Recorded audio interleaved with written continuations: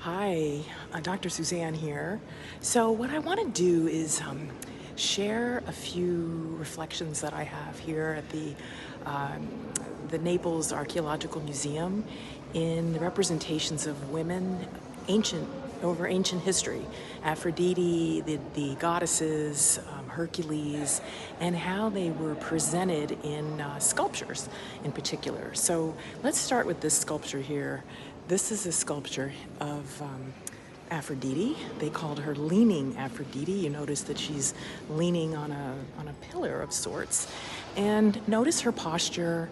Notice, how does she feel? You know, she looks, how does she look to you? You know, to me, I see a sense of confidence. You know, her shoulders are back. She's dressed. As you can see, her leg here is partially covered. Now, I'd like to take you to the next statue. This is also Aphrodite over here. And this is obviously a nude of Aphrodite. Now, here, I want you to notice, or I'd like you to notice, her stance. They call her modest.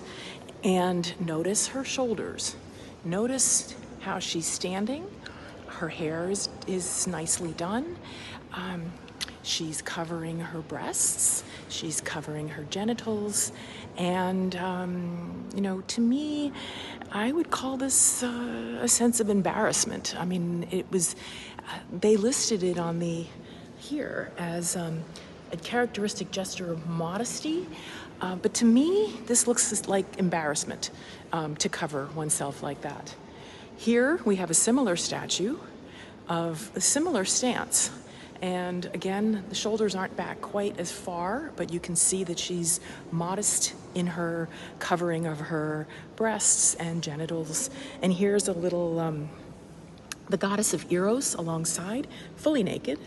And well, his arms actually were no longer exist, but it doesn't look like they were covering his genitals in any way.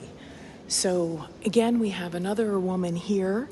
This is, Neobod, N-I-O, Neobid, and it's one of Neobid's daughters who was killed.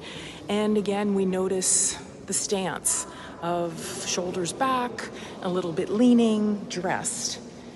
Now let's go over to a statue of a woman, beautiful hair, breasts exposed, genitals covered, confidence. She has an air of confidence. She too has this is here, a fountain ornament that she's leaning on. This is a female statue of marine Venus type, as it's called. And again, she looks somewhat, to me, confident. An air, shoulders back. She looks happy. I mean, she looks, to me, the word confident comes to mind in standing with her breasts exposed, genitals covered. Here we have a male, a statue of what's called I think it's pronounced satyr, S-A-T-Y-R, holding grapes and a cup of wine, fully naked, and a sense of an air of confidence in standing fully naked, completely different from the women who cover their breasts, cover their genitals.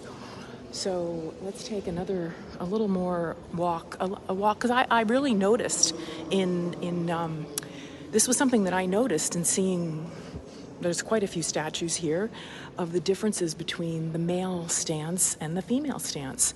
Now this next one that I'm going to show you is a Phoebe, as it's called, and this was called an ideal male youth. Again, notice his stance.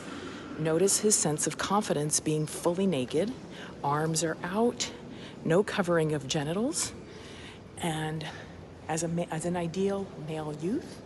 And then we will go here to another woman, and the contrast is quite obvious.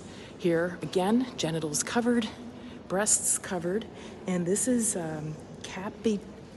Capitoline Aphrodite type. And they would put a portrait head of Julia, who was the emperor of Titus. That was part of the way that they, we didn't have cameras back in this time, so that's part of the way they did portraits, was to put the head of another, design this with the head of another person, per se. But again, the theme that I want to share here is the differences in how men and women were represented in statues, and the sense of covering of genitals for females and fully exposed males. So that's what I want to share with you in this particular video. I mean, there's another room that I'm going to go into, and I'll share some additional information about that.